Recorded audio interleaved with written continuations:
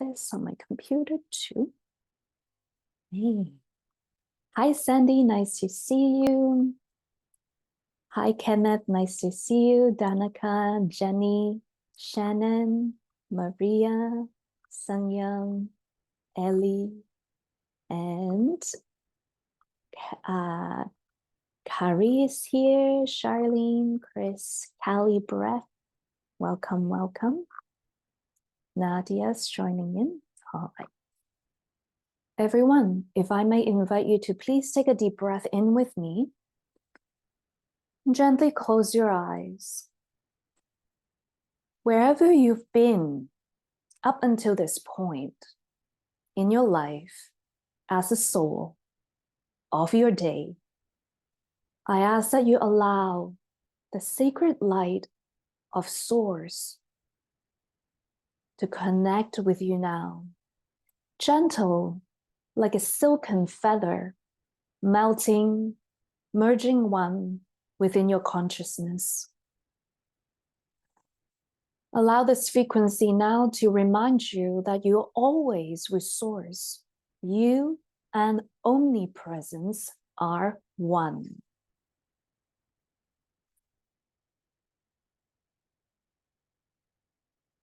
I ask that in today's workshop, you shed away your ego, your mind, doubts, and judgment, and allow yourself to practice and receive, be seen, valued, and witnessed in a space guided with compassion, love, light. And I ask that you bring forth a feeling in your heart of humility, respect, gratitude, humbleness, empowerment, sovereignty into your heart.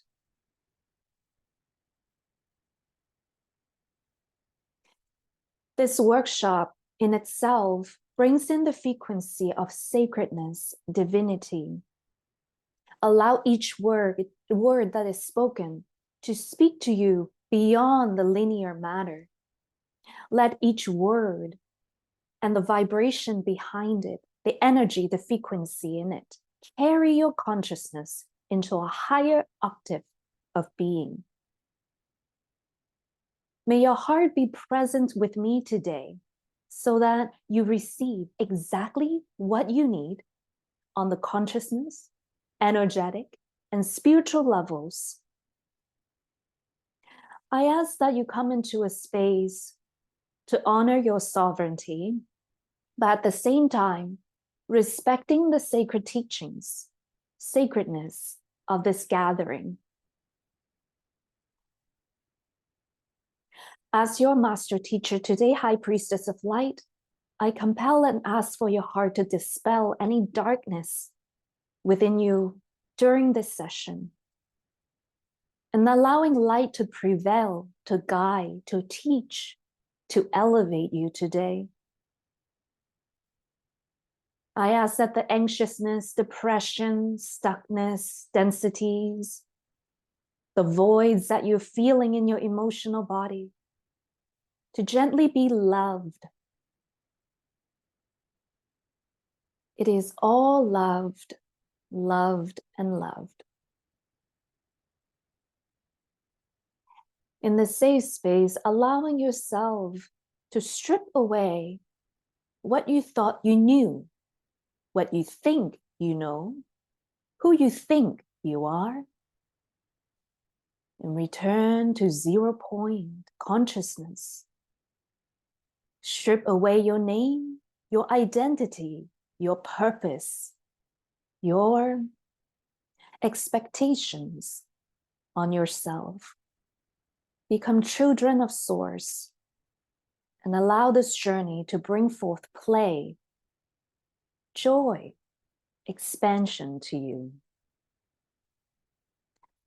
I ask that you allow the teachings and vibrations today to carry you forward in your life, not only for this 1 hour, but like a ripple, rippling towards the future whenever you need reminders from today's frequency, vibration. Let it be so. We now ask for all of you to feel, visualize, intent yourself to come into a space of sacredness. The walls of your room begin to dissolve. You are now in a divine white space with me as a being of light. Following the energetic point through my voice, come and meet me through the grid. Beyond space, doesn't matter when, where you're watching this, time and distance, you are here with us now.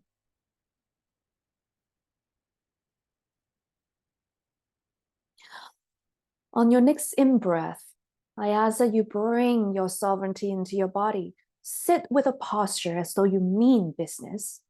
Sit with a posture where you take pride in the wellness and light within yourself.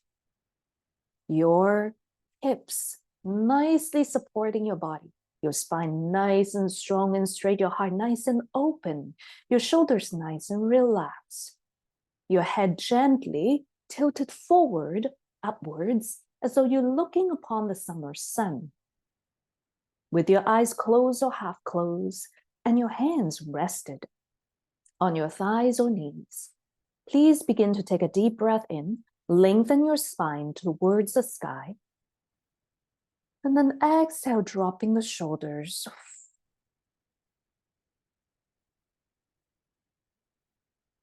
On your next in-breath, inhale again, lengthen the spine as though there is a column of light, a thread of light, tethering you up towards source, pulling you taller and higher, making more space, decompressing your spinal column.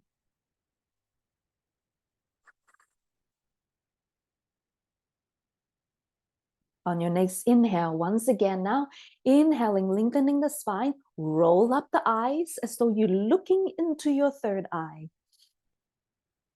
You can bring your hands into a fist, tense up the body, squeeze the muscles, waking up the muscles. Hold the breath. Squeeze, hold, and exhale. Release the muscles, relax, drops the shoulders. Pause.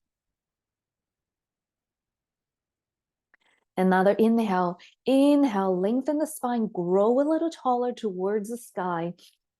Squeeze your hands into a fist, squeezing the shoulders, squeezing the shoulder blades, activating the body. Hold the breath. And then exhale, squeeze and release, release, release. Pause. On your next breath in, inhale, lengthen towards the sky. Roll the eyes up toward your third eye. It might feel weird. Your eyes might flutter if you're really new to this practice, and that's normal. Hold as long as you can as you inhale. Hold the breath, squeeze the fist, eyes rolled up. And then exhale, release everything.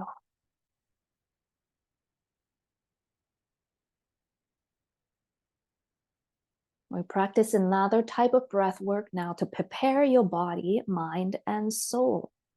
On your next in-breath, breathe in as though you're sitting in front of the ocean. The waves are coming towards you. You inhale to bring in energy, chi and prana into yourself. This is absorption. And then exhale, squeeze the abdomen. Blow as though the wave of the ocean is receding away from you.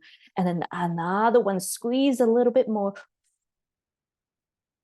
until all the stagnant breath is out of your solar plexus.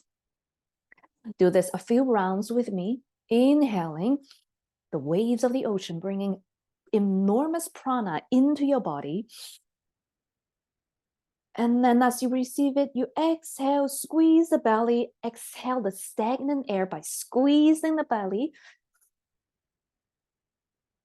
And then a little bit more.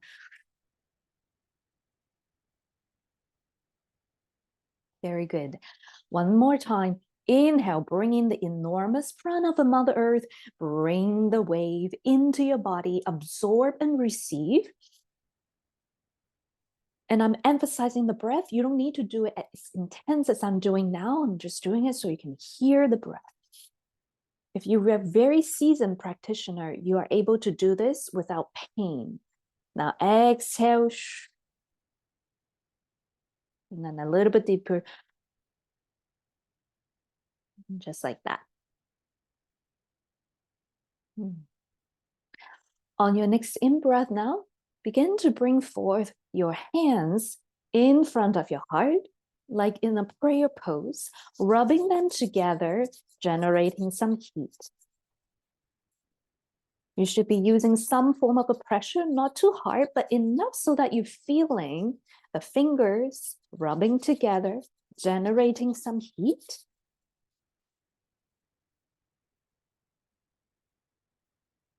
Until your hands begin to feel very warm. And you're going to place the hands over the eyes like this, fingers meeting at your third eye. Inhale and exhale. This is to bring balance, yin and yang. If you've been overthinking a lot, if there's a lot of thoughts, too much air, too much space in your mind, do this again. Inhale, bring in prana into the palms of the hand, rubbing them together, generating some heat.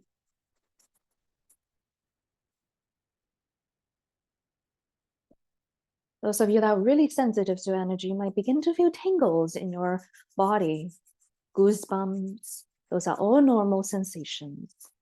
And if you don't feel anything, you might either be too tired today, and that's okay, or you're just starting out your journey of practice, and that's okay too. Bring the palms over your eyes and the fingers overlapped on your third eye, yin and yang, coming into balance. Relax the hands. On your next in-breath now, breathe in up both nostrils. And then bringing your hands gently in front of your nostril and exhale. Feel your breath. How's your breath coming out of the nostril? Is one nostril stronger than the other? Now, if you are in a hemisphere where it's daytime right now, you want your lunar breath to be a little stronger. That's your left nostril. If you are in the evening in your hemisphere right now, you want your solar breath to be a little stronger to bring yin-yang balance, which is the right nostril. So right now it is daytime, and so my lunar breath should be a little stronger than my left side, but I'm feeling that my right is stronger. So I need to do some balancing. So take some time and I'll repeat the instruction again. You take deep breath in, exhale and feel the breath with your hands. Which side is stronger? If you are in somewhere where it's daytime, you want the lunar breath, the left nostril, to be stronger. If you are in daytime right now, you want your, if you're in daytime right now, you want your lunar breath to be stronger, which is your left side. If you're in nighttime, you want your solar breath to be stronger, which is your right nostril. Okay, to do the balancing now, if, for example, you are in the daytime time zone right now, and you find that your right side, the solar breath, is stronger, so you want to make the nostril more balanced, bringing more chi to your lunar side. You want to bring your left hand into a fist, put it in the right underarm, and then fold your arm down. Then we're going to do some breath together. Now, if you are in the opposite, right, if it's nighttime and your lunar breath, your left side is stronger and you want to balance that, you would bring your fist from the right fist into your left underarm, and then fold the left arm down. Okay. If you're very balanced right now, you don't need to do this arm gesture. You can just do the normal breath. Okay. Now on your next in-breath, right, wherever you're at, you're gonna do the alternative nostril breathing. So I'll do my example. You want to plug one side of your nostril with your thumb or any fingers, really. Different people do it differently. Some people use pinky and thumb. Some people use index and thumb. Whatever is easier for you. Close and press on one side of the nostril, the right side. Inhale from the left. Close the left. Now open the right and exhale from the right.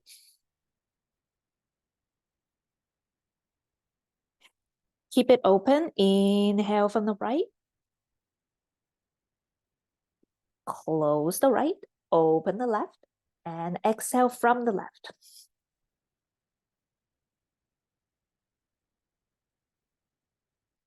Inhale from the left. Close it. Open the other side. Exhale. Inhale from the same side. Close it. Open the other side and exhale. Inhale from the same side. Close it. Open the other side. Exhale. Inhale from the same side. Close it. Open the other side and exhale. You want to keep doing this until you can feel that the breath is relatively the same from both nostrils. So now checking, I'm feeling more energy from my left side. I still need to do a little bit more. Close the right, inhale from the left. Close the left, open the right, exhale. Inhale from the right. Close it, open the other side, exhale from the left. Inhale from the same side. Close it, open the other side and exhale. Inhale from the same side. Close it, open the other side, exhale. And checking again now, it's a lot more balance. You might need to do this a little bit more, but I think this is enough for now. All right, now that our body is balanced, let's ground into the space together. To whoever's joining in right now, welcome to the workshop. So now, as I'm teaching, if there's any question, please use the chat function to ask me additional questions or if you have comments about the teachings right now. So what is light language? Light language is a very common term, but light language can be expressed in different ways. So one of the most important things I want all of you here to remember is that all of you are different. I see a lot of people, a lot of students, they get frustrated, impatient, comparing themselves with others that are on YouTube, on TikTok, on Instagram, because they expect themselves to fit into what they think a light language channeler is supposed to be like. We all know Wonder Woman. We all know Batman. If Wonder Woman tried to be Batman, it doesn't work, right? If Batman tried to be Wonder Woman, it doesn't really work as well. They can learn the skill, but they will not feel authentic in their body.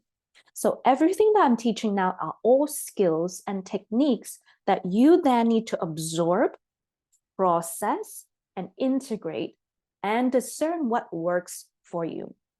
You might have to try all the techniques, the practices that I'm sharing with you, and find that only some works best for you.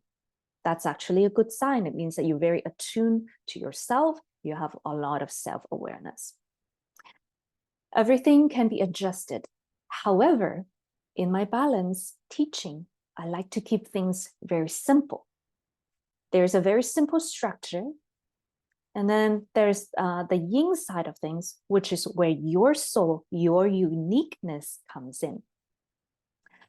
With light languages, well, it is important to remember, just as any skills that we learn on earth, like cooking, we can have the same recipe for chicken noodle soup, but everyone will cook it differently. You can give every single chef the exact same ingredient, the exact same recipe, but their end product is going to be different. So my encouragement to all of you is that when you're doing light language, try not to fit yourself in a box to say, well, that's what Arcturian light language is supposed to sound like. That's what Lyran light languages sound like. Mine doesn't sound like that, so I might be different. Think of yourself like an alien, an ET in the future, and they're interviewing you in the future. They ask you, what was the language of Earth sound like? If they ask someone that had a past life in India, it's going to sound a little different. If they ask someone with a past life that spoke English, it's going to be different. But they're all going to say this was the Earth light language. So same thing with, let's say, Lyran or Arcturian light language. There were subgroups, parallel dimensions. There were different eras. There were different thousands of years that these stars have been in existence. So there's no really one way to say this is the exact frequency, exact codes. The only exception is if you follow a lineage of teachings. So for example, in my line of teaching, when I teach Dragon Light language or when I teach in the Bringers of Light course, I give my students an activating mantra. And that's the same across for all students. The reason for that is that we're tuning into the same group of Council of Light, same group, right, of lineage of beings. So we can use the same activation mantra to keep the connection pure. And so that is really important. And these are things that you might not find on YouTube or Google for free. Got to think about the ancient teachings of Taoism or Vedicism. A lot of teachers will keep some of the stuff to themselves. Is not available on Google or YouTube. We are called mystery school for a reason, because those souls that have tuned into that mystery frequency, then they receive the teachings. It's not freely given, it is earned. It is when the student is ready, the guru, the teacher comes forth. So whatever I'm teaching right now, if you're like, well, Tiffany, I cannot Google it, that's because as a teacher, it is my responsibility to keep the teachings as sacred, as pure as possible. If I open it to everyone on YouTube, I don't know who's watching. I don't know who can tune into the same frequency and disrupt our flow of frequency. We don't want that. Okay, so just because you can Google it doesn't mean that it doesn't exist, doesn't mean that the teaching does not exist. So number one, song. Some of you will work with light language in terms of songs or singing. And this is something that have been with our ancestors for thousands of years. It's not new age. It's not something that we spiritual people just made up. A lot of cultures, when you trace back to their ancient roots, have been using songs to heal, to channel, to summon, to commune in many, many, many years.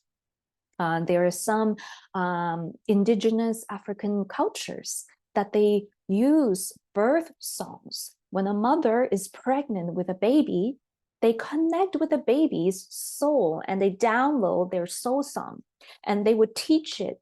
The mother would teach it to the villagers so that when the baby is born, the village would sing the baby's soul song to welcome this soul into the tribe. In Taoism, teachers also use soul song to do healing. A lot of Tao masters, they would wear these big beads in their arms. They would shake the beads when they sing their soul song as they channel light codes from the heavens and send forth healing to their students and participants. There are also Vedic as well songs that are used in many cultures, some stricter than other on how you need to sing the song. But again, we live in a duality universe. There's structure and then there's free expression. So all of it works as light language. Now, your soul song can have a few of them. Some of you might have a soul song for specific frequency. So if you've been working with me, for myself, for example, sometimes I have a soul song that I use to communicate directly with my soul group. This is almost like an energy signature or like a spiritual resume to say, and anyone who's listening to this frequency now, this is the vibration of my soul. Do you remember me? Do you remember me from my other lifetimes? If so, if I can help you in this lifetime with my spiritual gifts, come and find me, come and join me. Join me in my mission to build healing temples on earth. That's one type of soul song. Another type of soul song that I would use is when I'm doing a ceremony like this, and I would use it to honor and welcome the masters of light or the ascended masters. So when I bring in, right, the light body of my student, it's not just like, oh, hi, ascended masters, we're here, now serve us, heal us. Disrespectful. We don't do it like that. We go in with honor, just like when you enter someone's house or temple. As the high priest or high priestess, what we do is we bring forth our soul song of honor on behalf of the souls that we brought forth into the etheric temple. We sing a soul song of honor to welcome and to thank the ascended master to receive us in audience. Another type of soul song that you can also do is when you are doing a soul song for your own magical or own healing purposes. So when you tune into your own soul song, your soul is, we would say, omnipresence, infinite. Your soul is eternal.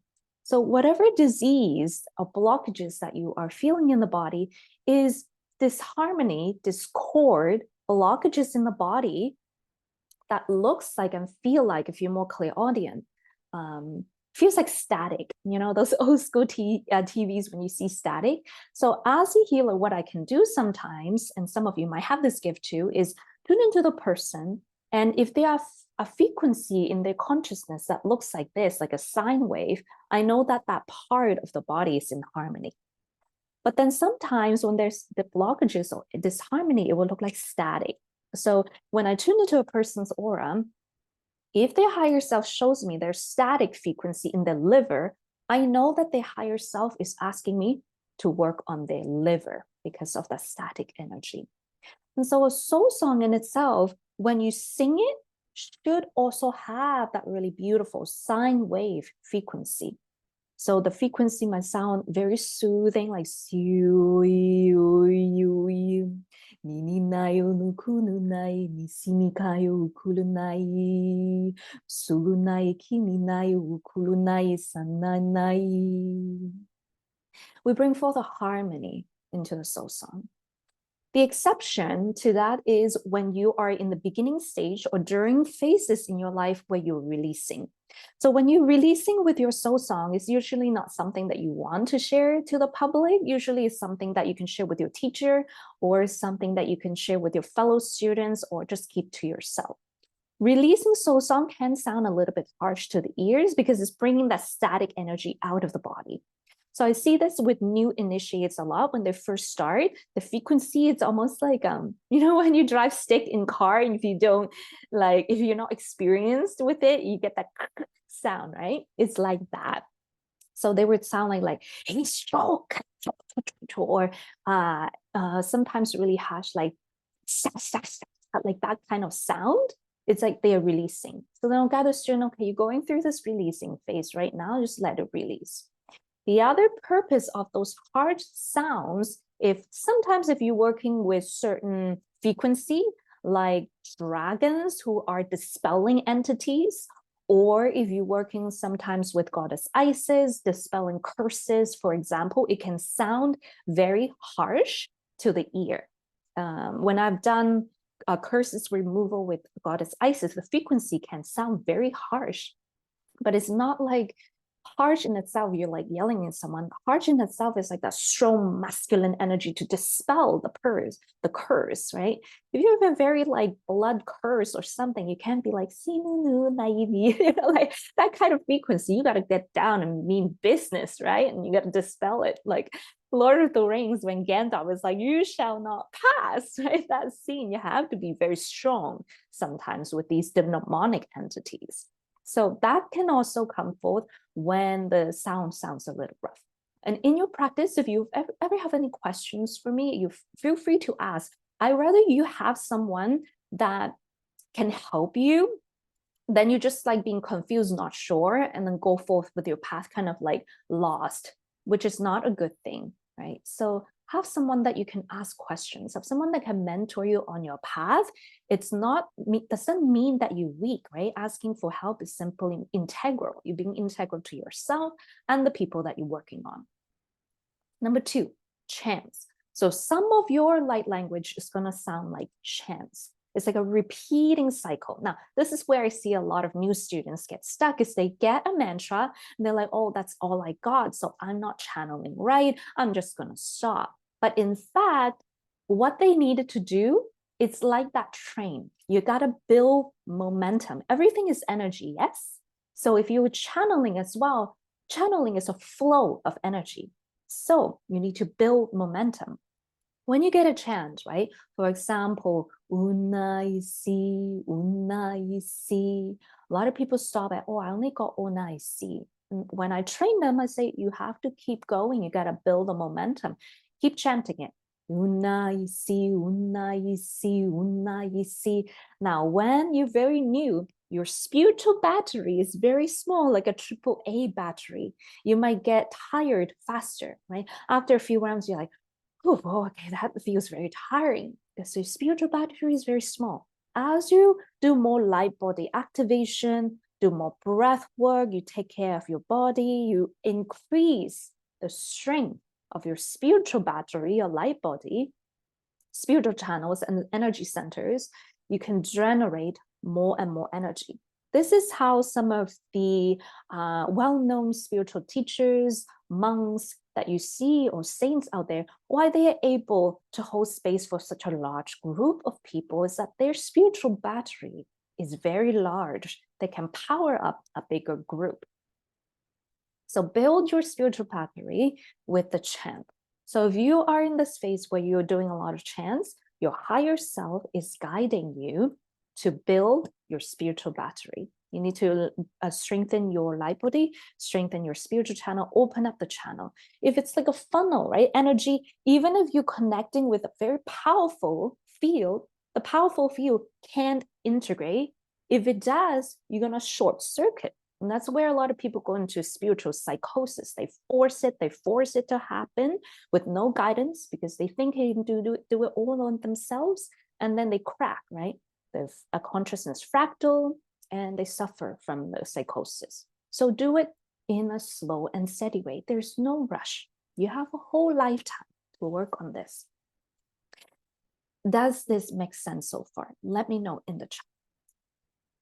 Next, the third way to channel light language is symbols or writing. So symbols and writing can be some of your ways of channeling light language. You might not speak it right away. I'll give you an example. Some of my students have beautiful work. How to do this? Share screen. And it might look something like this. You see this on social media a lot. Right, that's one of our priestesses. And this is what light language grid can look like. Now you can see some of the star symbols in there. It's really helpful when you're learning light language to watch, right, other people's light language. So look at this, right, it's another example. Right, here's some codes that she used. So this is one of the priestesses that I'm training, Aurora Crystal Star. Another one, what's her name? I believe it was Blue Light Transmission. Blue Star Transmission. So she does a lot of light language scribing as well. So in her page, you see, right, these grids, these codes, these symbols that she creates. This is also light language too. It doesn't have to look like what we think of like a specific language. There are also other people as well that I can showcase But once you start following like one account like this, like the Instagram logarithm shows you more and more people's account. So you get to see more examples, right, of what light language can look like. There is this one movie, I think it was called Arrival, and they were trying to communicate with these in other interdimensional beings, and they do not talk, they do not speak, they spoke in like circles. They create these circles that looks different, and then they were trying to understand the language. So never look at light language in the way we look at linear language, like, oh, it has to look like one line after one line, because it works on the consciousness. Now, when you do light language as well, everyone, in the beginning, it's very important to safeguard your channeling. That means don't just share it to anyone. You might be very excited. You might want to show to someone that's not awakened and be like, oh, what do you think? You do not need their approval. You do not need to seek for their agreement. This is something that's between you, between maybe your mentors or the group of students that you're practicing with. Why do we do this? Because we want to safeguard that channeling. If you open it too quickly and share it to people, and you're not firm in your skills yet, whatever little thing they say, you might absorb it as an empath, and then you might find yourself blocking your channels like, oh, but this person say they didn't feel anything, maybe I'm doing something wrong, when in fact, you're the one with a higher consciousness, you're the one able to do this work, and by you allowing the frequency to be in your field, you have disempowered yourself. So a lot of master teachers, they do not share everything, right, on YouTube. They don't just share these teachings freely. It's not that they're being egotistic, it's that it's their job to safeguard the transmission. So practice once you feel you're very confident, once you feel that, if there's trolls, there are haters, or people that just don't get it, say something to you, you're like, no reaction, neutral. You know that you have reached the master level. That's when you start sharing your work. So safeguard your things. And in social media, people criticize what they don't understand because the ego fears what they don't understand. So if they don't understand it, automatically, if they're not aware, they go into ego mode and they trigger. You never see myself or other light workers criticizing people's other work because we understand it's each soul's expression. Each soul is different. Okay. Next thing, what can light languages be used for? So light language can be used for a lot of different things, and it doesn't matter what your clear ability is.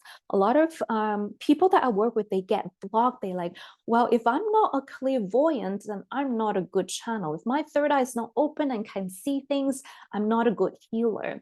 That's not true. Once again, Wonder Woman, Batman, everyone heals differently. The way you heal someone else is going to be different than how I heal that person. That's why we need so many different healers, because we complement each other, right? I see this like thing on social media. People's like, oh, shadow work only, no light codes, or only this teaching, no that teachings. Why are we attacking each other, right? Everything has its place. So you have your place, your existence and your gifts are valid. Do not let any people that is unconscious tame your power. Okay. Number one, light language can be used for healing. So healing in itself, sometimes we can do shadow work, we can go deep, we can do Reiki, energy healing work, we can use herbs, we can use everything. Whatever you know now, you can incorporate light language into the frequency. That means even if you're just starting out and you're working with water, if you have someone that is innately guided to work with water elementals, water dragons, water elemental goddesses, you have a lot of water signs in your chart. Water is going to be your medium to heal, right? So one of the master healers that I used to work with, and he's passed on now, he healed someone from cancer using this method. Just having someone not even in the same country sit in front of him with a glass of water in front of the patient, and he would send healing energy into the water and ask that person to drink it. They did this every day for about 3 months and cleared of cancer. Right? Very simple, elegant, nothing complicated. So you can do this. You can use a medium, right? The number one medium is your voice, which is the vibration that you carry.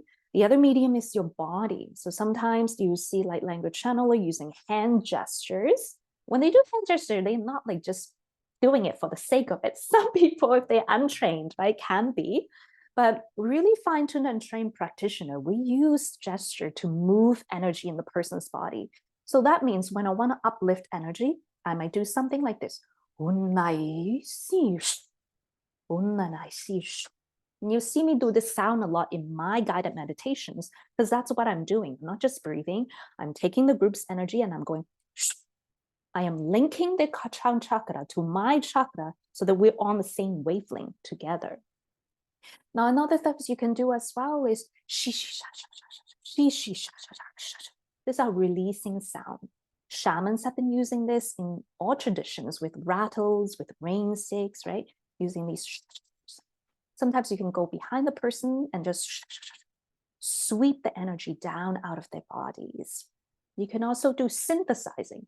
So when I go into the person and I feel, whoa, there's a lot of emptiness here. This person's lacking a lot of energy, chronic fatigue, been sick for a long time. There's like no energy left in the body.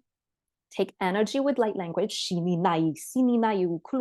gather it into a ball of energy and send it straight into their solar plexus. Just like that, right? A strong energy to bring it forth. So you can use your breath. These are all still light language, right? That you're using in your practice. And you incorporate it with energy healing. You use medium like water. You can use herbs. If you make oils and herbs and tea, you can speak light language into it, right? To bless it. Some light workers that I know, they make jewelries, right? And they don't channel for others, but they channel light codes into the jewelry, into the crystal, and they sell those crystals. And I can feel the difference, right? When someone has done that work or not. So those of you even that do muscle dowsing, you can test it out, everyone. And maybe in another time, I can do another training is before you drink the water, taste it. You're like, ooh, chlorine or whatever bitterness that you tasted in the city. You send some light codes in it, and then you taste it again instantly. It tastes lighter. It feels like, whoa, it's like liquid honey. It tastes sweeter. You can test it out like that yourself, right? So these are actual things that science are now beginning to explain. So all of you, everyone here, one key point that I want you to take away from today's practice is go back to your roots. Every one of you have a root. The elites, the negative beings, try to dissociate, disconnect, traumatize our ancestral root, disregard our ancestral root, because that's where a lot of the power comes from. So wherever you're from, wherever you had to immigrate to, retrace back to your ancestral medicine. That's where a lot of your light language power is going to come from. There are herbs that your culture, your ancestor used. There were certain medicine, ways of healing, methods of healing. Like right now, right, you see in the Western world, oh, everyone should be eating raw food, having this like raw vegan diet. I tried that. I almost died from malnutrition. Someone like me from an Asian culture with not a lot of fire element had a weak digestive system. Raw food's gonna kill my stomach. I needed to go back to my root and having soups, having like Asian soups. That was what's nourishing for me. So this is what I want you to take away. Go back to your ancestral word. What did your ancestor work with? Did your ancestor work with totems like the lion? And tune into the lion frequency in your light language and bring that medicine back. Did your ancestors work with the Celtic energy? Did they work with Bridget? Did they work with the swan? Bring that energy, bring that medicine back. I cannot do it. I'm not a Celtic, right? You can bring your ancestral back. This is how light workers can stare the darkness in the face and say, my power is within myself and it's not to be stripped away. We are back. We have returned. We are here to reclaim, right, all of our power. So no, you might be expecting me to teach you the exact techniques, but this in itself is important because these are all the secrets that maybe a lot of people are not teaching out there. So we are tuning to your ancestral root, and really light language can be used for anything. You want to protect your space, you want to strengthen your aura, you want to send like a forgiveness message to someone that is no longer in your life. You want to guide a soul that's lost in the astral into, right, the higher plane. Whatever you need, you can use light language. Now, what is the secret, everyone? The secret is in your day-to-day life, incorporated, integrated, so that it becomes a second nature. You don't need to do everything to tune back in, maybe in the beginning, but once you become a master, it's like switching a dial on the radio station. It's just changing your frequency. How do you do that? You are empaths. You already know how to do it. But now it's taking that empath, thinking that it's a curse, and mastering it into a skill. So what does that look like? The opposite of this empowered empath connection is empowered attunement. Empowered attunement means there's a boundary. Empowered attunement means it's by your choice. Empowered attunement means that you, by your choice, with boundaries, you are choosing to become the same vibration as something else or someone else. When do we do this? When we heal other people as healers. Tiffany dissolves. She's not there. She steps back her ego and she allows source and soul to speak to you. That's how you can become a very pure channel. That's when you know whoever out there, even how famous they are, how many followers they are, if they have not done their shadow work, you can tell. You can tell in the way they channel. If they say things like, you guys are the chosen ones, have not done their shadow work. If they do say things like that, right? That you know, okay, they have not done the work still. So shadow work is very important, right? I have a lot of videos on my YouTube and I always do workshops on it about shadow work. Because when we purify, when we take away these ego, your light language is going to be pure. People is going to feel it in the heart. And what happens when you crack open the ego? You feel safe in your body, so you're in your temple. When you speak and when you channel to people, again, it's not about, oh, I need to prove to people I have these gifts. Hopefully I get 5 people to like my videos. None of that even comes forth before, during, and after your transmission. What it is simply like the Buddha or Christ-like being is just, I love all of you. And I hope this transmission touch your heart. Isn't that so beautiful, right? You don't need to prove anything. That's a secret. It's just that love that people feel. Sometimes people also, here's another tip for you. When you connect with light beings, you're like, I'm not channeling all these messages that other people are channeling, with these fancy spiritual words. That's good too in certain space. And maybe they are, that's their gift. They are messenger. But if that's not your gift and you force yourself to be that gift, you're going to be doubting yourself forever. Some light beings work with you just through frequency. That's it. Just through frequency and healing. So simple. It's like, imagine now, right, walking into a room of Buddha. Do you think Buddha need to look you in the eye, explain a manual how to become enlightened? No, he just has his disciples sit in front of him and meditate. So simple. So sometimes when you channel with beings and they don't speak to you in these elaborate words, you're in a different form of channeling. You're in the energetic and frequency form of channeling. So step your ego aside and let the frequency come through to you. When you heal, when you do channeling, who's doing the healing? Is it your voice? Is it your brain? No, it is the frequency from source, from the divine, from the light being, or their higher self coming through out of you. So allow yourself to be a very pure antenna, then the channeling is going to be very pure and very clear. How do you access and channel your light language? So this is where knowing yourself really helps, and having a guided path can be really helpful. So what does that mean? Put your ego aside and work with a mentor that you trust. Now, spirituality right now is very messy. Right? A lot of people out there are really, they just from my observance, just only want the money or the fame. So you have to be very careful of how you choose your teacher. Don't choose your teacher because of how many followers they have. They are actually really well-known people that I've interacted with. And once I sit in with them, I just feel the energy is not right. I see a lot of this in the UFO community. Have not done their shadow work, just want to be famous. And, you know, once you sit down with them, you're like, oh,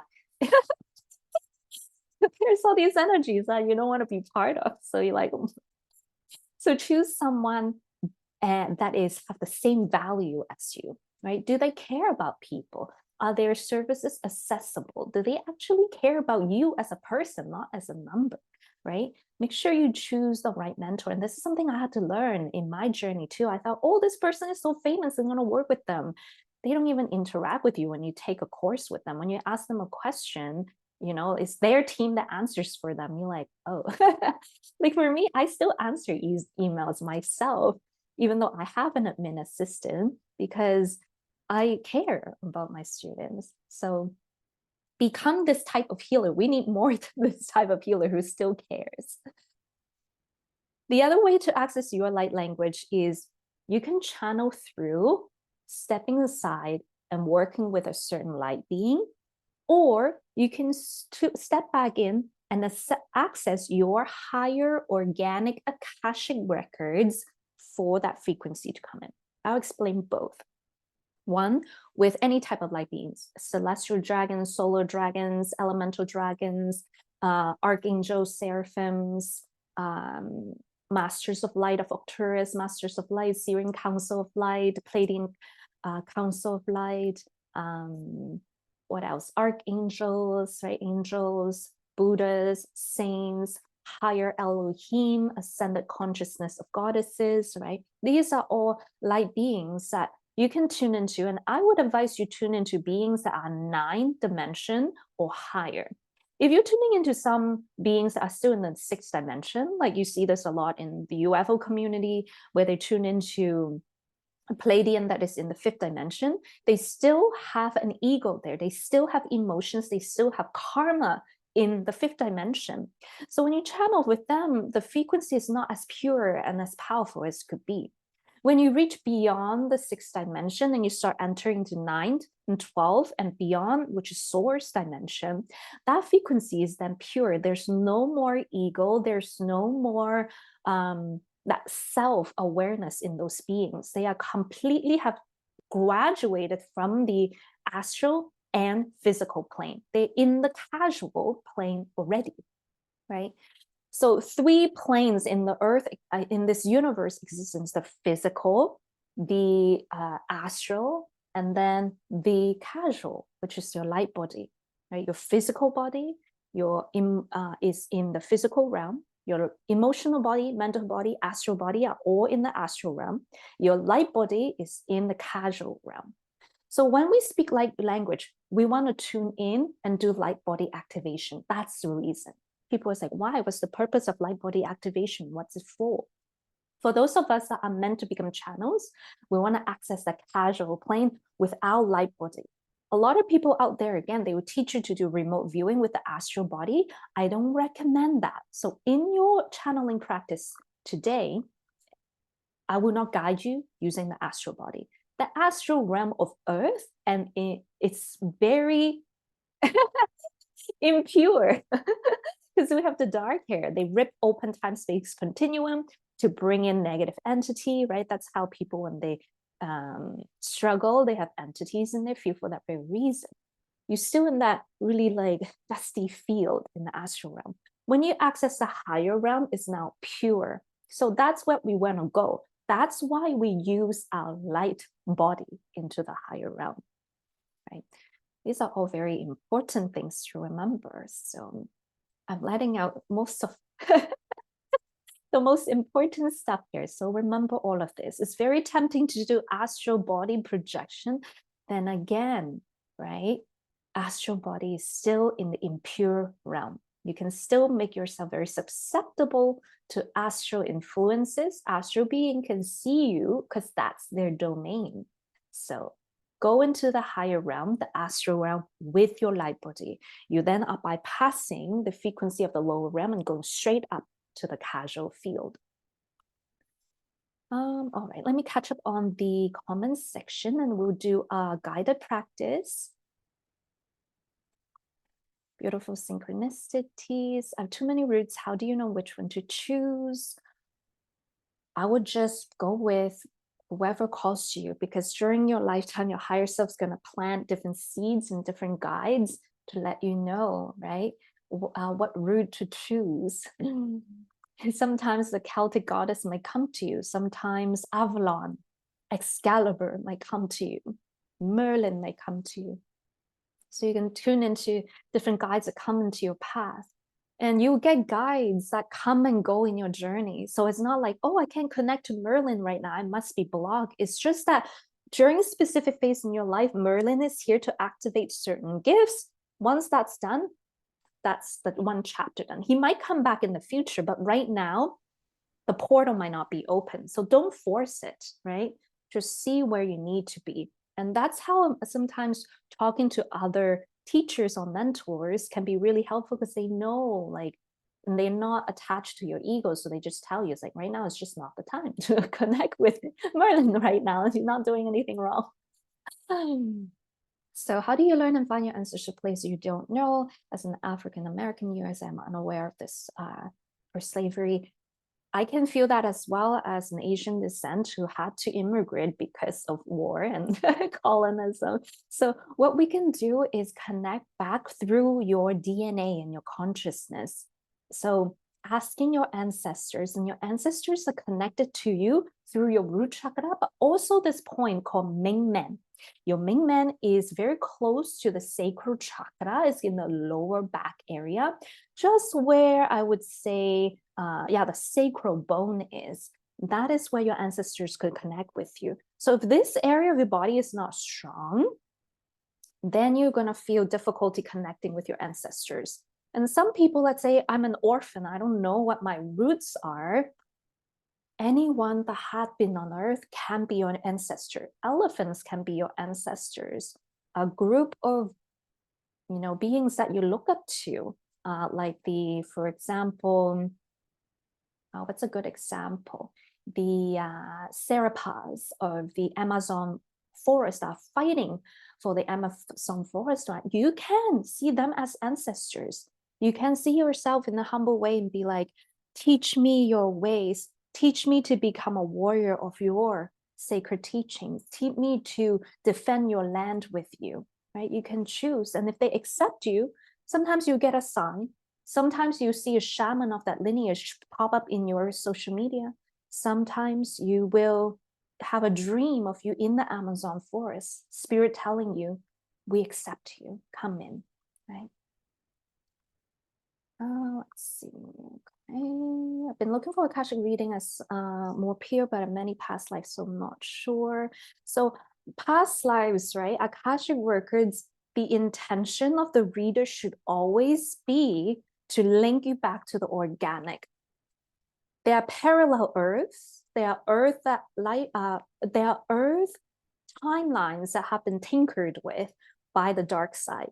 So that's why in the galactic realm, sometimes you feel or hear some messengers says a time police or timeline police or timeline guardians. It's like these, gremlins. Let us break open these timelines, and then the police comes out. Okay, we gotta weave these timelines back, right? So we want to connect with, some people call the higher Akash or the organic Akash, which is not the one that is created by AI, is not the one that is created by collective hypnotization of a timeline.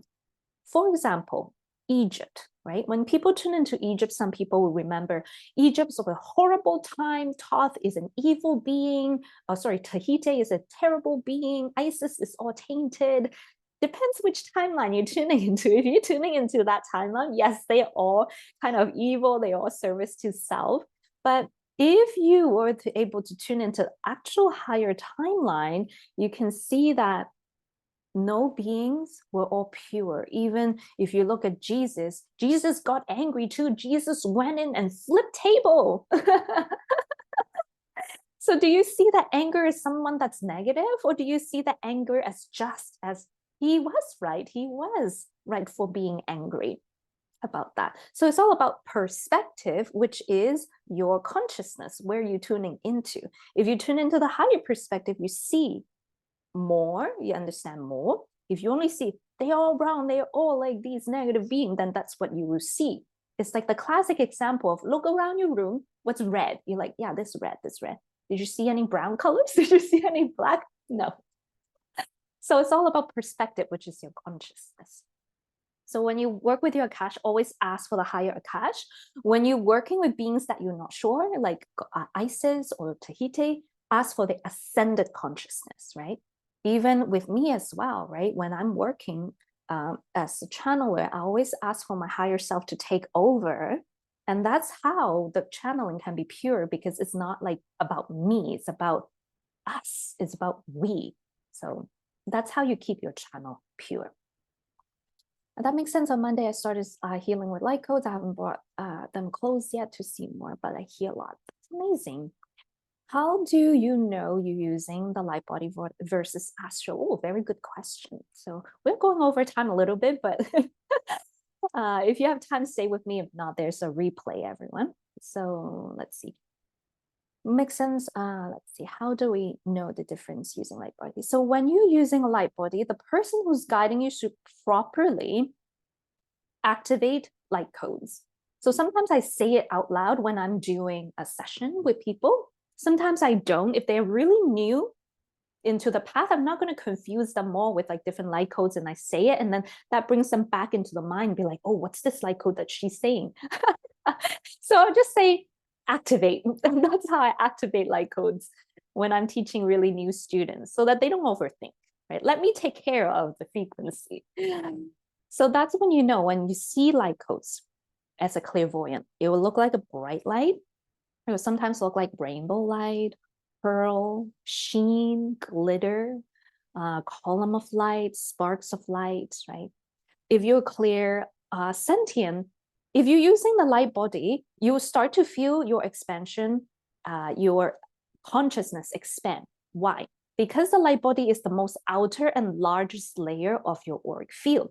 Your light body comes first, then manifests the astral, then manifests the mental, then the emotional, then the physical. So when you're using your light body, you're always going to feel this expansion feeling. If you're not feeling that expansion feeling, you're still in the denser layer of your auric field. Now, the astral body is denser than the light body. So the astral body is about, I would say, maybe like just a little bit larger.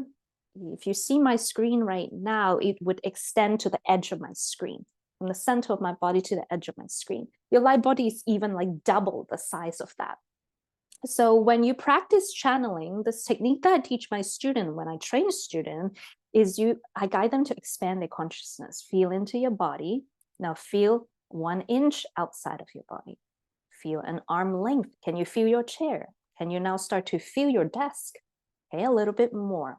Do you feel the whole size of your desk now? Do you feel even this lighter energy, because now there's more air around you? Expand it to the 4 corners of the room. Do you feel the whole room, right? That's how you expand your consciousness to use either your light body or your astral body.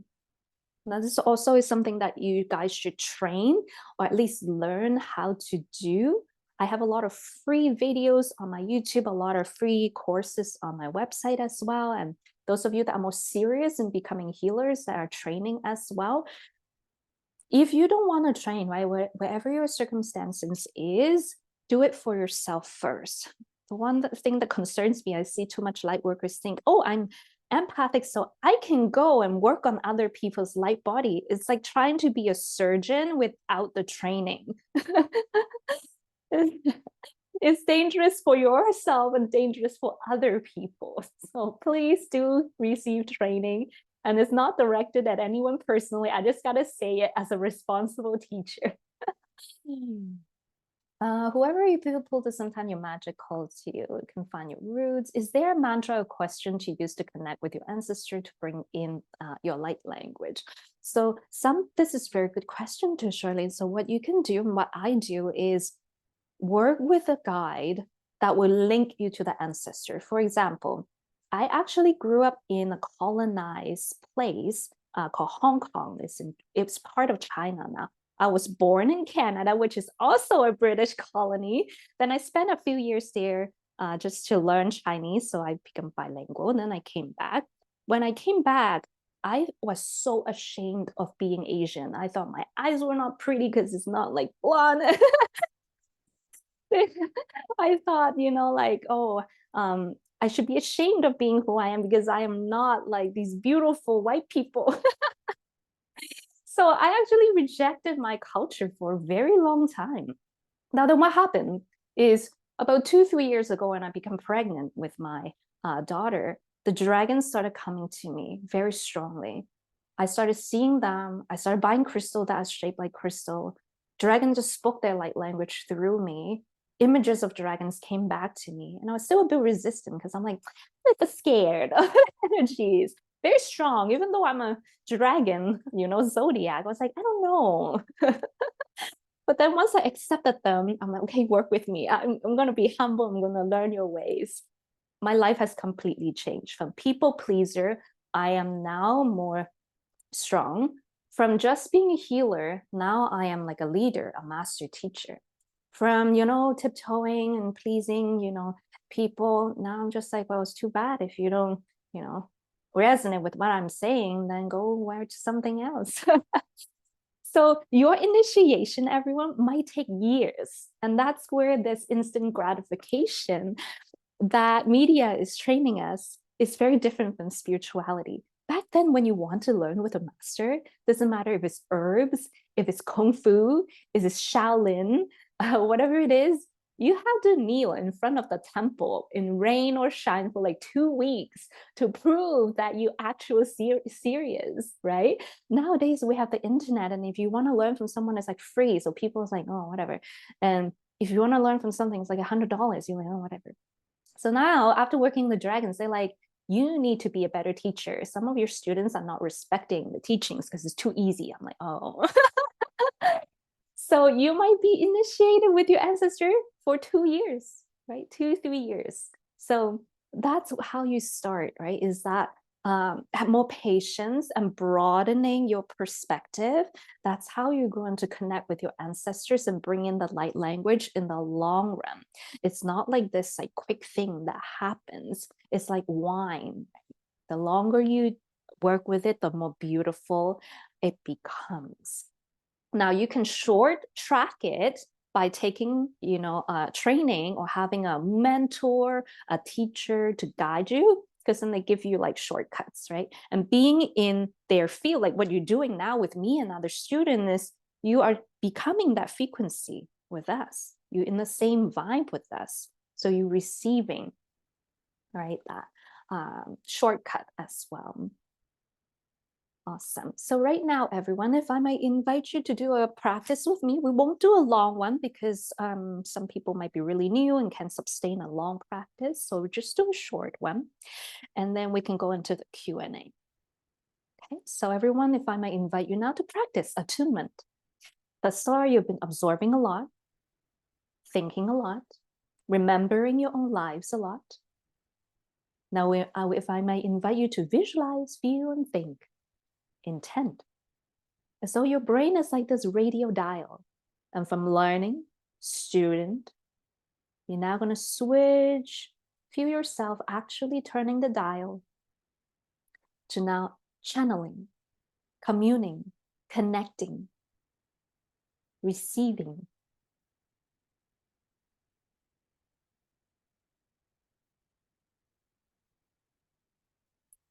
And within your mind, whatever your clears is, focus on the vibration of stillness. Give me 10 minutes of stillness with you.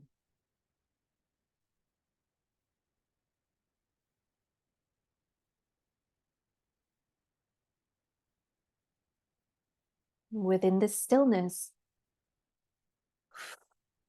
however you connect with it, stillness to you might be a sensation of calm. Stillness to you might be seeing the color green or white. Stillness to a clear cognizant might be just calming the thought, breathing out the thoughts.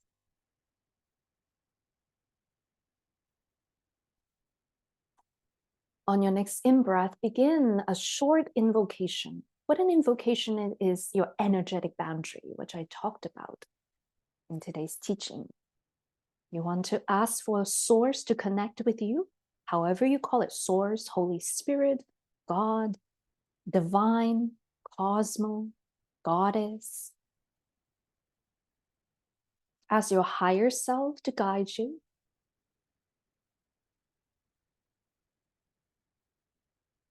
Not asking for your microcosmos to join you. That's all of your organs, all of your cells, all of your chakras, meridian lines.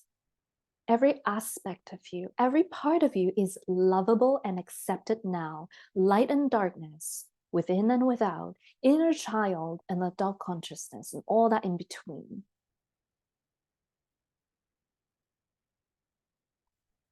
Even the part of you that have anxiety, doubts, and stuckness, they are worthy to receive too. Let them sit in with you.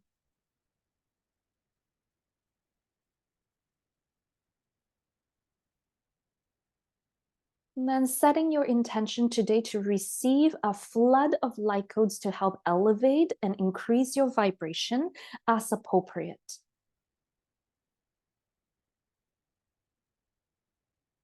In your own ways, activating spiritual protection, whether it be asking for a divine guardian to protect you or invoking Mother Earth's vibration to protect you.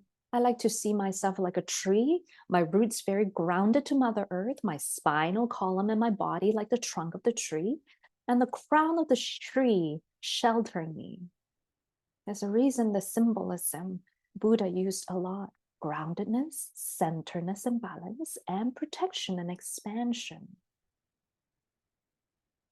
And then come into a state of gratitude. Thank you, thank you, thank you.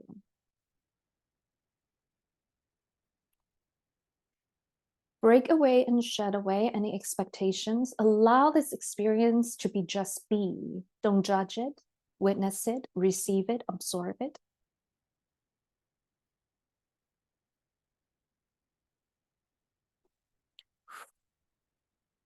Light grid created. Through the power of my voice now, I ask for all beings of light to join us, commune as one.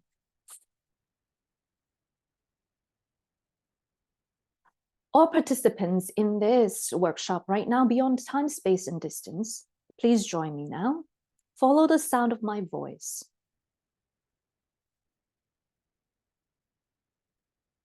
Prepare to elevate your light body to the higher realm. We will assist. Light body recalibration for all participants by the divine realm begins.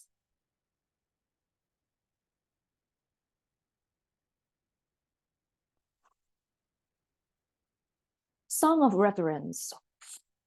Ninai, ninai, si ninai, kulunai, kininai, hulunai, ninai, ninai.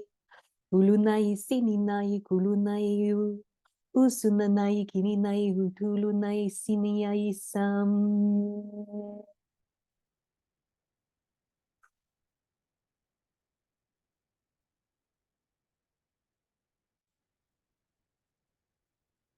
Collective field at about 67%. Those of you that are still in the density part, let me speak to your consciousness. It is safe for you to be supported, no string attached. I know the past you've learned otherwise. Let this time be a free state where your wings open and allow yourself to remember the angel that you are. Thank you. Those of you that doubt yourself, that have been alone, rejected in the past, can you allow the divine light to permeate your entire being now. In the dark room of corner, in the dark space of the void, let this light gently pull you, illuminate your space. Take this light with you. Bring this light into your heart. Remember what it's like to be in divine love, for this is the only eternal truth, your connection to Source. Forgive humanity for the harmful things they have done unto you. Perhaps you have done unto others in other lifetimes. Let all that be dissolved, the judgment calculation be dissolved. Let the woundedness in the heart be bandaged and weaved and connected and healed completely now, as simple as it is in this moment in time. I speak to those of you now that feels as though you cannot receive your gifts. Look upon the stars, roll up your eyes towards your third eye center. Are you not connected to this divine light shining before you? Have your brain and your mind guided you too busy to look before you? Look up now towards the star. Remember who you truly are. While the world is asleep, become the awakened. In the eyes of the divine, are you not a divine child of light that shall receive all unconditional love that you shall imbue? Perhaps there are fear, perhaps you're not worthy, good enough. Shed it all now. Quiet it all just for these few minutes. Be so curious to say, what could it possibly feel like to receive unconditional love? I'm curious. I'm open. I allow.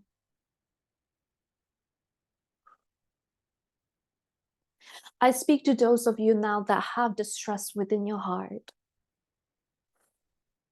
There is a benevolent force in the universe. There is good in the world. There are good souls on this world. It is safe to be in the embrace of the goodness, the purity that is here in this now.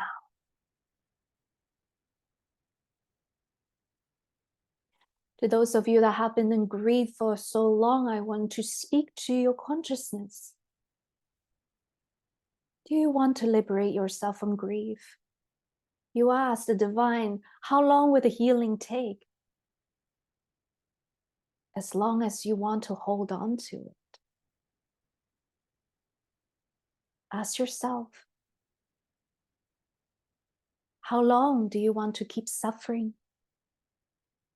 Has it been enough? Has it been long enough? Yes, it has. Release yourself, deep breath in. Stop abusing yourself. Let this burden go.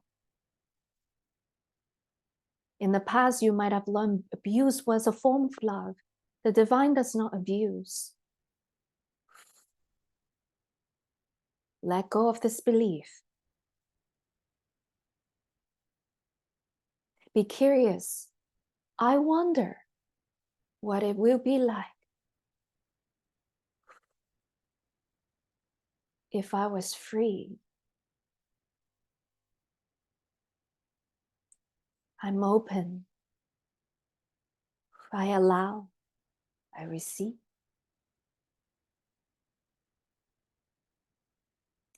Thank you, everyone. Now we are at 100%. Now on your next in-breath, everyone, take a deep breath in. Column of light, rainbow ascension light codes activate. In the higher realm we go. Here we are in this now, in the present moment, all in this now. Through this passage of light language, I ask for each of you to receive and bask in divine light.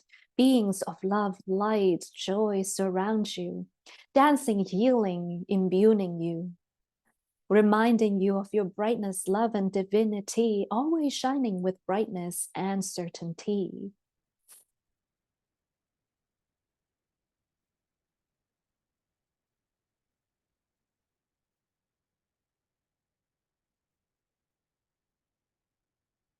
soul light language. It is safe for you to activate your spiritual gifts. Begins.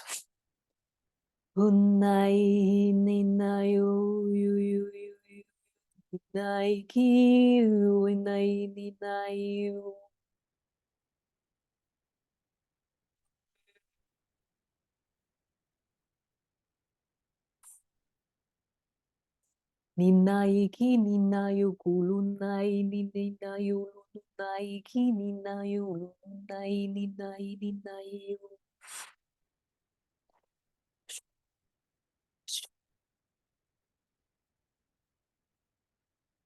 Chains of darkness broken by light.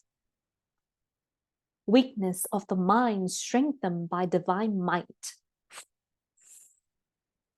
Eyes of dragon focus with the light. Strength and wisdom integrate into the heart.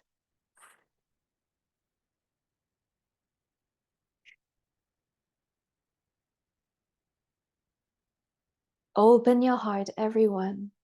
Join me in an expression of your soul song. Let your soul song flow out of you now. Bask in the divine light as a child of the divine light. Let your voice sing. Let your voice breathe. Let your voice open, express. Any sounds, no limitations, whatever it is, let it come forth. Even if it's sad of grief, oh, yeah, yeah, yeah, yeah, yeah, yeah. Hi, yeah, yeah, yeah, yeah, yeah, yeah. Sound of excitement. Hishini nai, ki kayo guru nai, kimi nai, ni nai. Sound of joy. Ha, hanenai, hananai. Sound of liberation. Ulunai, uku.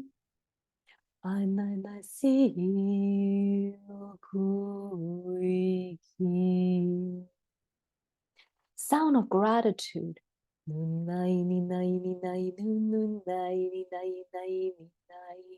Whatever it is, no boundaries. For your soul song will change as you grow and evolve anyway. Just let it speak, let it chant, let it flow, let it breathe.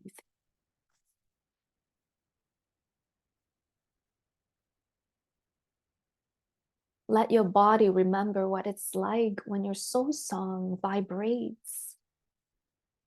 Let your cells remember this frequency, so divine, so pure, so untainted, so powerful, so authentic.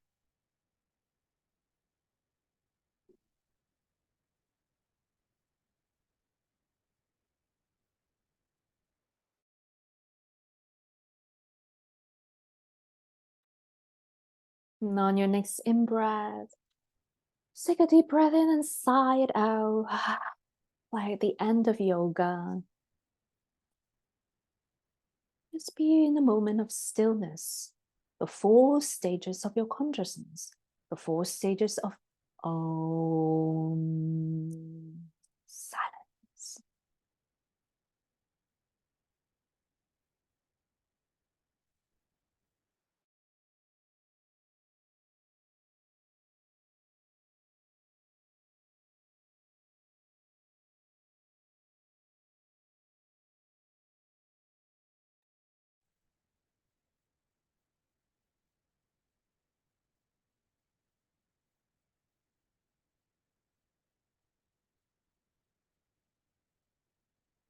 Let all the healing frequency directly from the source merge into every single cell of your body. Visualize light penetrating, entering every single cell organ in your body. Feel the flowing energy merging into your body. It might feel tingling. It might feel warm or cool to some of you. Sense with your clear cognizance this energy becoming one, like a sine wave, merging, merging, merging, merging, merging, becoming one with you. On your next in-breath, everyone, very gently, I'm going to guide everyone to come back down into your body. And so you're going down this water slide, very slow, very gentle. The rainbow light codes in the column of light pull you down. You're like a helium balloon, and I'm gently pulling down the string, shortening the string, bringing your light body down, merging back in to the physical self, the astral self. Right when your light body merges back with yourself, feel as though there's a flood of energy cleansing your astral, mental, emotional, physical body. And sit in this vibration. This is how you integrate and process. This is the frequency. This is the state of being that I can be in all the time. I want to see my life in this higher state of consciousness. I want to serve. I want to heal. I want to express and experience in this higher state. I'm going to talk to your cells, everyone. Ask your cells to remember this frequency.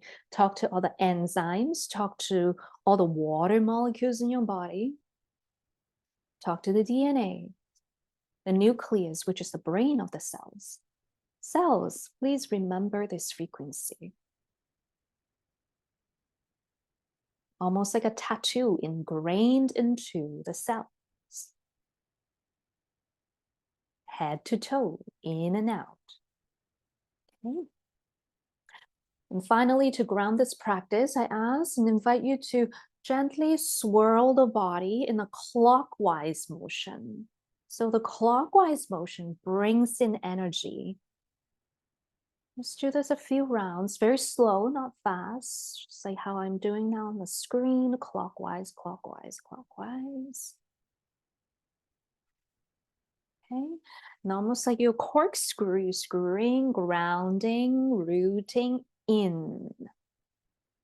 Then you'll know you're grounded when your body stops moving. You kind of come into the state of equilibrium and it stops. Close your practice with a gratitude, thanking source, thanking divine, thanking to all the codes, frequencies, named and unnamed beings of light that have protected us, guided us, witnessed us today. Just for doing this practice, know that it's not just about your learning, your experience, but it's also a gesture to the divine of your effort, your devotion as a soul that is here to ascend. I'll take a moment to thank any teachers, any guides that have assisted you today. And bring this bright light forward and upwards. I hereby commence the ceremony complete. Disengage, disconnect.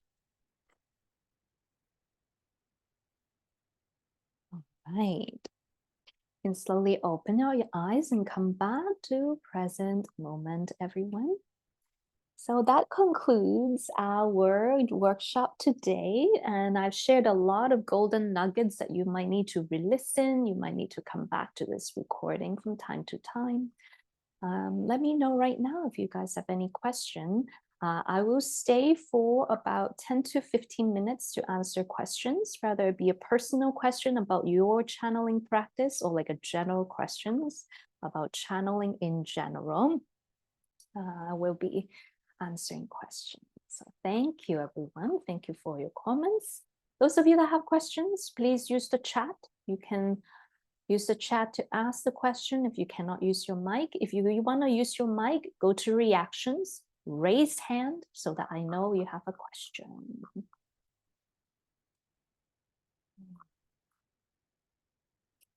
So my homework for everyone is to practice your soul song, right?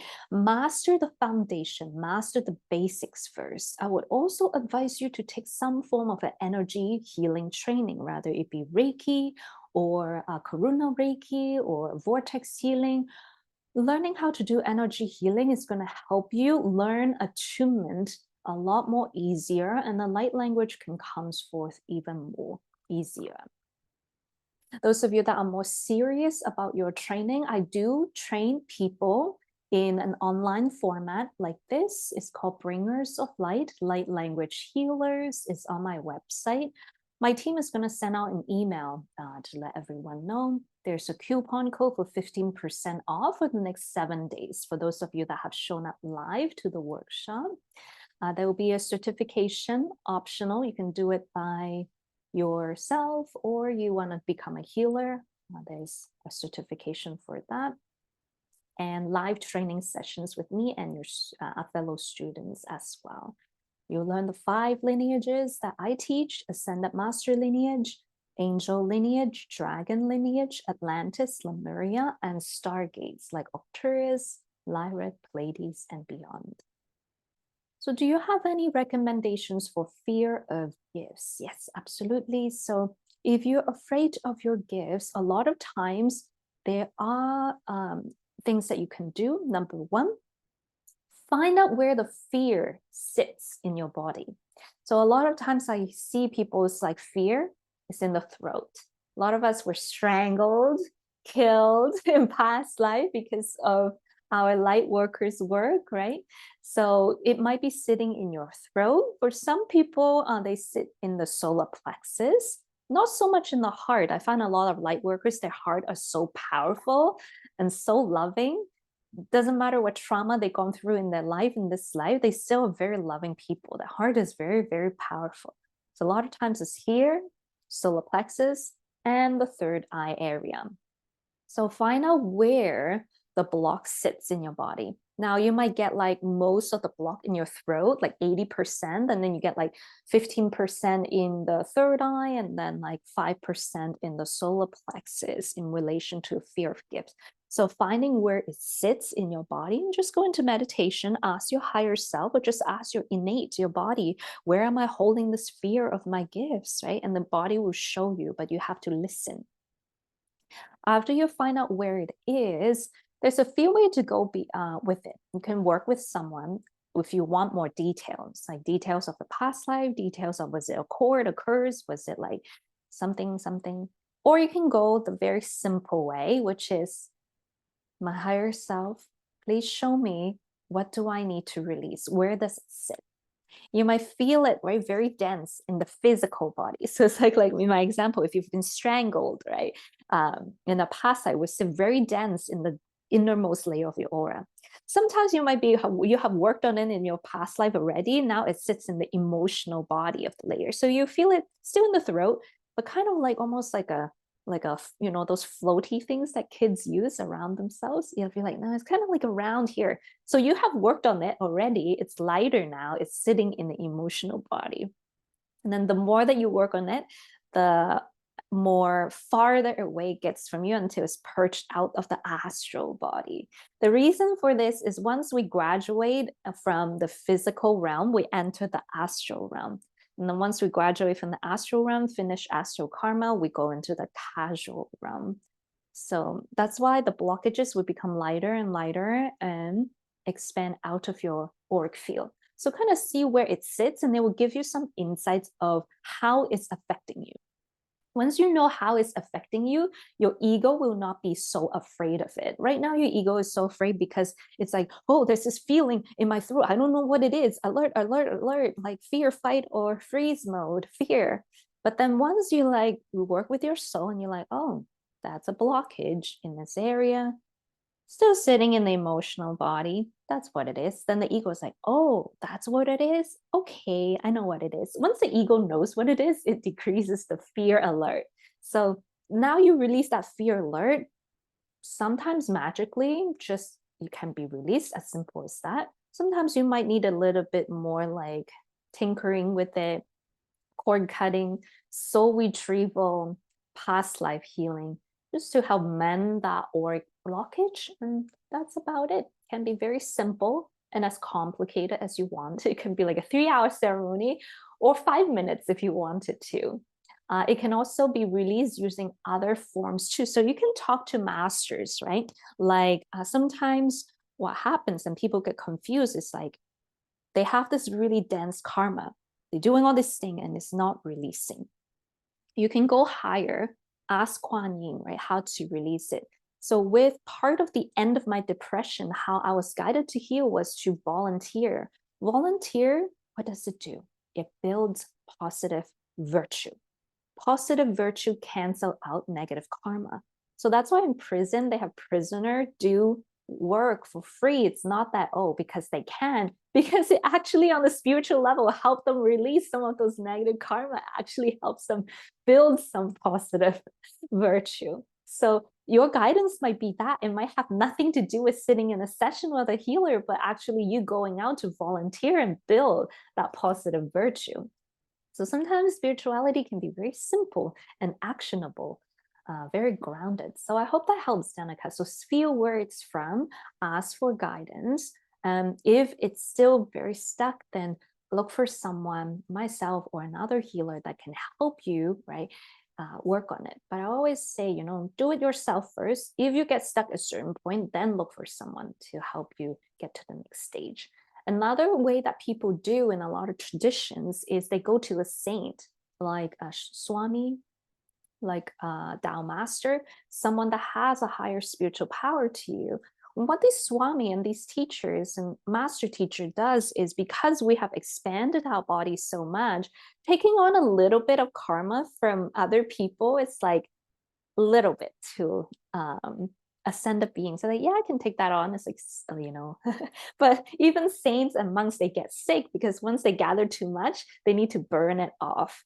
So always, if you have a monk, you have a saint, a Swami, or whoever you work with, be grateful, because sometimes they do take on a little bit just to lighten the load a bit. And you guys do this a lot in your day-to-day life with your family members, with people that you work with at work. You take on some of it to try to help them transmute it. The problem is they don't want it transmuted. They don't want to do the work like you. You are doing the work. So the masters are like, yeah, I will do this for you. You're showing me you're devoted. But we get tired, we burn out, we resent being an empath because we're doing the work for people that they didn't ask us to do or they don't want to do. Once you start letting go of that and be like, you are resourceful enough to figure out what you need to do. I need to focus what I need to do. Then you love being an empath again. Side note. I felt the light body rising in the beginning, and the grounding at the end was very powerful too. Thank you again, Tiffany. It's always an honor to be here with you and all invited. Thank you, Chrissy. Thank you, Sandy. A lot of times there will be markings too we pass from being a light worker in the past life. There could be a marker like birthmarks. I hear some people say how many lines you have. Here's how many times you have died. Any advice for how do you truly surrender? For me, and I always use myself as an example because it's the more tangible way, because that's how the master teaches and initiates, and that's how we teach. So a surrender is really when you get to the point where you can't take it anymore. Have you guys gone through those dark night of the soul where you're so depressed, so much in pain, you're just like, I can't tolerate this anymore? Literally in those moments, you say to the divine and say, I cannot take this on anymore. There's like, please show me, please connect with me. And you will go through a phase, we call this spiritual awakening, where Eckhart Tolle talked about this. I talked about this. A lot of you also have the same experience, where one day I was just crying and I was just, I'm done with this life. I'm done with all the abuse. And then I'm just like, if there was a true God out there, a spirit of light, show me now. And then there's this bright white light that flashed in my third eye, and I stopped crying. And it was just like a peace. That's like step one. That's the first point. Are you able to get to that point? That's step one. Step two is coming out like, oh, wow. It's like you just had a lifetime that died. So it's literally your ego has to die. And you have to do this like a few times, like throughout each evolution stage that you go through. You think you go through it once, you hire yourself like, oh, there's another one coming. So it's like each stage cracks open your ego more and more. And it's not directed to anyone, but in general, I need to share. The ego is not just, oh, I'm better than everyone. The ego is also the ego that abuses yourself. So, like light worker ego, like, oh, nobody loves me, nobody, listens to me. That type of ego is called tamasic ego, which is the self-abuse or inertia ego, the ego that inertia the energy in, right? Then there's the ego that blasts out everything, the narcissist is other people's fault, right? And then you have the balanced sattvic ego. So when we are in the tamasic ego as light worker, that's an ego that we need to crack. And oftentimes how to crack it is you allowing yourself to step aside and decide that your pain is not just for you, that your pain, it's actually a sign that you need to step aside and let your purpose be we, right? Instead of me, my suffering, my blockages is flip it over, it's we, it's us. I think that worked with me. That's how my surrender began, as ego death, shadow work, cracking open the heart, and you would just cry for days. You crying, something so beautiful, you crying. You meet a person, they're so beautiful, you crying. Just crying. But after all that crying, cracking open the ego and cleansing the chakras, the surrender comes. But then you start to like evolve into this next part of yourself 5 years later, and you do another cycle of that cleansing. So yeah, just enjoy the process. How do you quicken the way you get into a channeling state? Yes, so there are ways you can use, and depending on what works for you, to quicken your way to shift into a channeling state. Now, I don't teach trance channeling. Trance channeling, if you're not grounded, can fracture the consciousness more. What is trance channeling? Trance channeling is you see people just tune in and they completely like dissolve themselves, and when they wake up, they don't remember what was being channeled. That was trance channeling. I know a lot of people wanted to learn it because they see a lot of famous people do it. But then behind the scenes, because I've been in this industry for almost a decade, I see what happens in the long run to some of those channelers in their psyche. So I always advise we do conscious channeling, which means you still know what's coming through, right? Through your consciousness, because then you're still sovereign, you're still in charge. Why give up your whole body for some being to channel through you? Buddha don't need to do that. Jesus don't need to do that. So it's just some things, it's simpler the better. So given said that, with trance channelers, they use a different technique. With conscious channeler, we use a different technique. Conscious channelers sit up straight when we channel. We do not lean in, we do not lie down, right? Because that's a different way of channeling. Sitting up straight, number one. So train your body, right? In the beginning, you know how in today's workshop, I didn't say anything, but I guided your body to do some breath work. That's how you train the body, right? Say, when I do this posture, when I do this type of breath work, we're doing channeling. It's very basic, logical, biological, behavioral training for the brain. So use the body, which is body power, to train. Use the breath, use your mind, right? Use sound. Maybe you, when before each channeling session, you do a chime, you do a singing bowl. That's cueing your brain. It's time to channel, right? So you can use those, whatever works with you. You can even use like an essential oil, like frankincense, something like that. And then your brain is like, ooh, it's time to channel. So using a cue like that can help you change in the channel. Some other people use a mudra as well. Some people, while they are channeling, they do a like posture, I don't know, like this or this, right? While they are channeling. And then when they come out of channeling, they would just like release it. And the next time when they want to channel, they do the same posture so that the brain is like, oh, okay, here's this frequency that we need to tap into. So you can use a mudra like that. You see a lot of like channelers do this. Like they hold their hand in the solar plexus. They do the same thing. That's the reason for it. So I hope that helps. Experiment with it. And it changes too as you grow and different light codes come in, as your soul expands, all of this protocol changes. So don't be attached to it. Enjoy the beauty, enjoy the moment. That's the highest state of happiness. I'm in the Dragon Flame Keepers class and love it. Where do I learn about Kundalini Yoga and chanting to help in speaking? And how are you certain of the gifts you think you have? So Kundalini Yoga, I learned from my Kundalini teacher. Interesting, I have his book right here, but let me see if I can get it. This is my Kundalini teacher, Jivasu, and he has some online courses. He's in Toronto.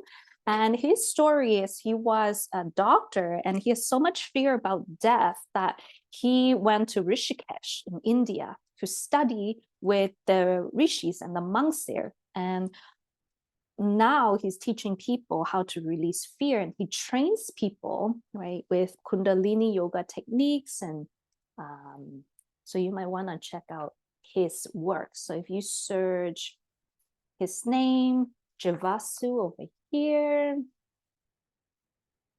you can find his work. He has Instagram too. That's who I learned it from, and he's really grounded because he's like me, very biology degree, but also very spiritual. So I love his work. So start checking out his stuff. That's who I got my training from. How are you certain the gifts you think you have?